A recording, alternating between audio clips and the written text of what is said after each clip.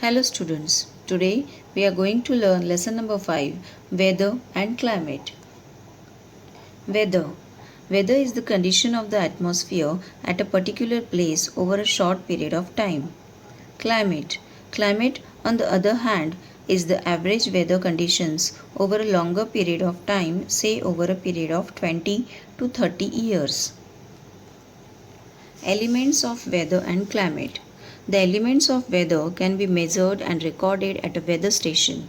People who study weather are called meteorologists.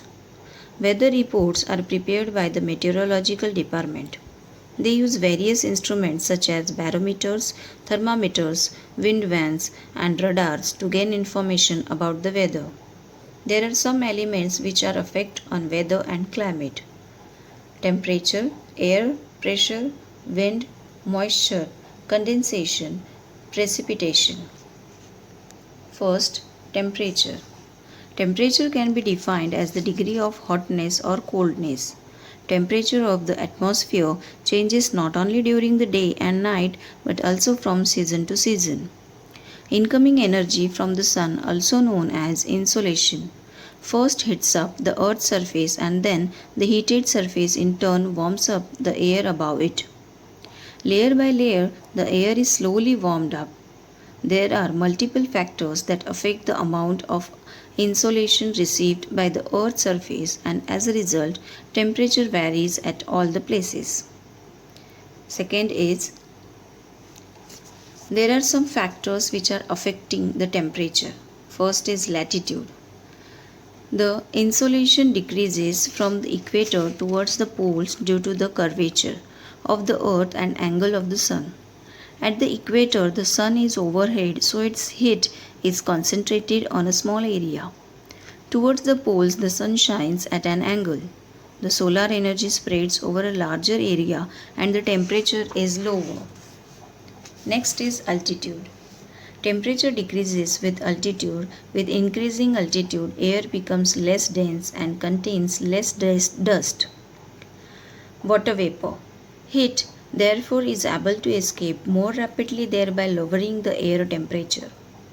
Temperature decreases at the rate of 1 degree Celsius with every 166 meters of ascent. This is called the lapse rate. Next is vegetation. Trees and plants have a cooling effect on the atmosphere. Therefore, forested and grassy areas are cooler. Next is urbanization. At night in cities and towns, the concrete and metal and glass covered high rise buildings and paved areas give off heat they stored throughout the day. Therefore, night temperatures are higher here than in villages and open places. Distance from water bodies. Areas closer to water bodies such as lakes and seas have a cooling effect. This is why coastal areas are cooler. Air pressure. Air presses on our bodies with great force. However, we don't feel it. This is because the air presses us from all directions and our body exerts a counter pressure. Air has weight and exerts pressure on the earth's surface. This is collectively known as air pressure or atmospheric pressure. The density and pressure in the air decreases with altitude. Therefore, the pressure near the earth's surface is greater than that in upper regions of hills and mountains. Air pressure can be recorded using a mercury. Temperature and air pressure have inverse relationship.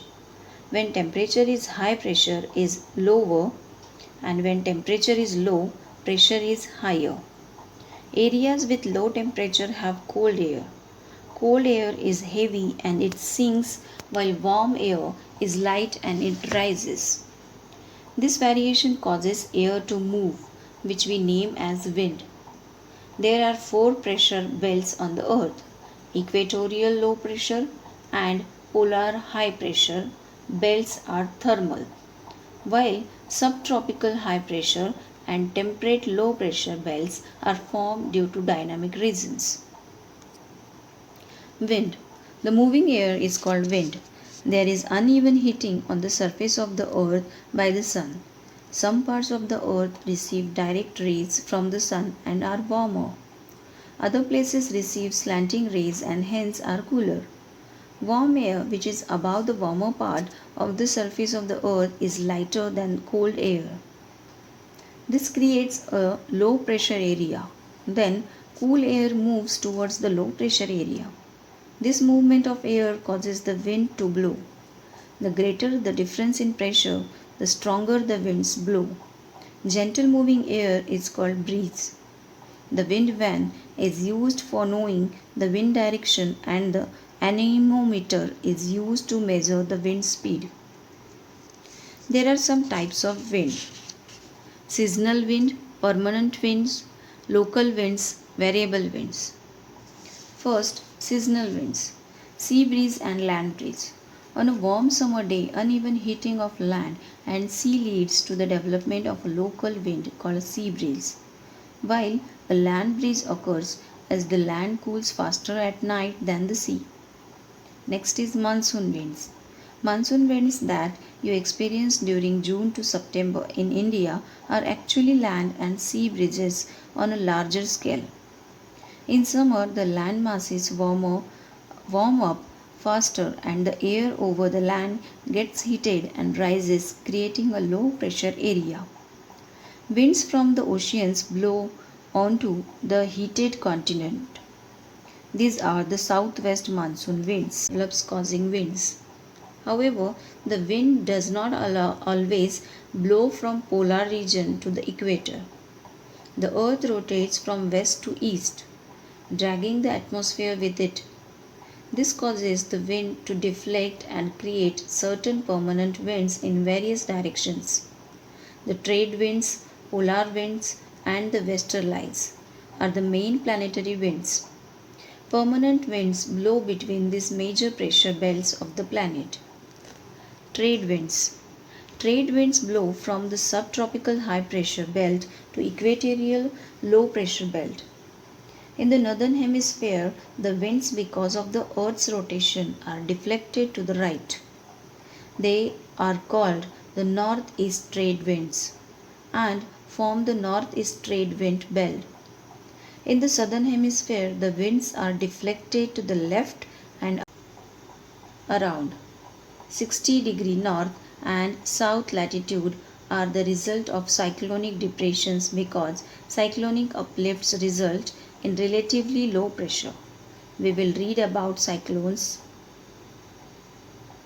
Winds blow from the polar high pressure belts at the north and south poles due to extremely low temperature in these areas. Next is local winds. These winds are localized over small areas and can be warm winds like the Chinook in USA and Canada, Foehn in the Alps, and Loo blowing in summers in North India, or cold winds like Bora, Mistral, and Pampero.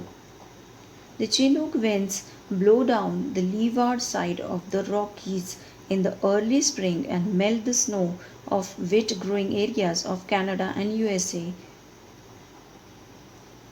Next is variable winds.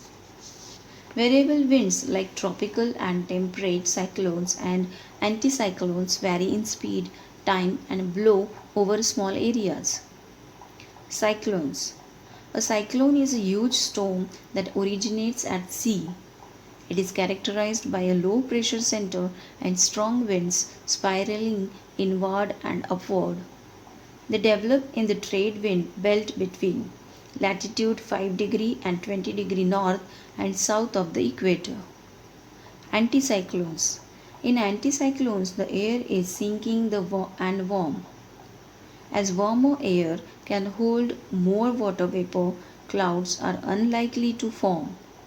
Anticyclones can become stationary, giving settled weather, clear skies, and calm winds. Moisture. The amount of water vapor present in the atmosphere is known as humidity. The amount of water vapor that air can hold varies with temperature. The warmer the air, the more water vapor it can hold.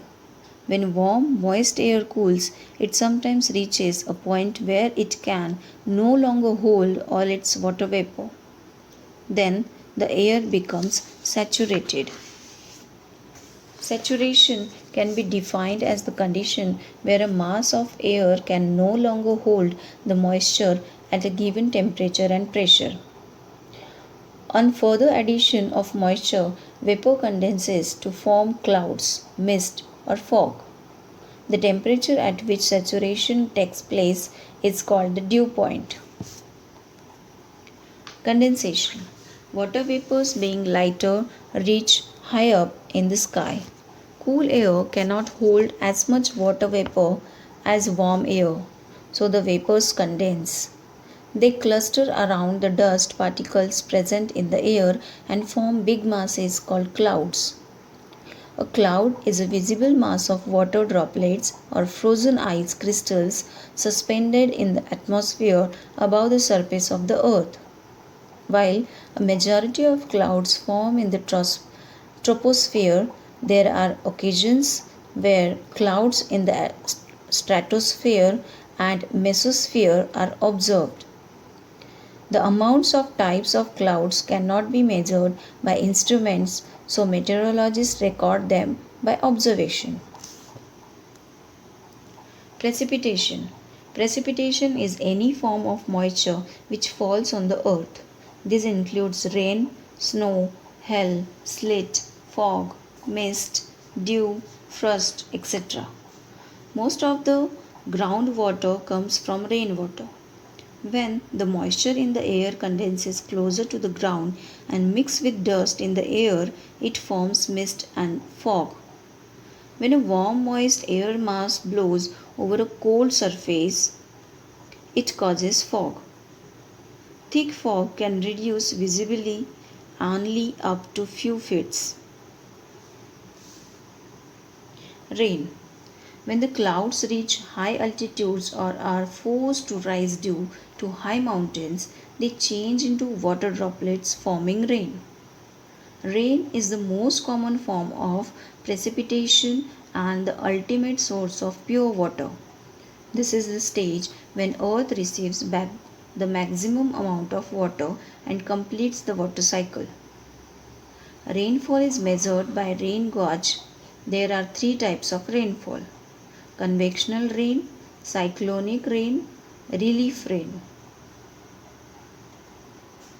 Frontal rain occurs due to the meeting of warm and cold air mass. The point where the warm mass of air meets the cold air mass is called a front. Relief or orographic rain occurs when onshore moisture-laden winds are forced to rise due to a hill or mountain range. As the air rises, it cools and condenses. Clouds form and precipitation occurs on the windward side. The leeward side is the rain shadow area. Thank you.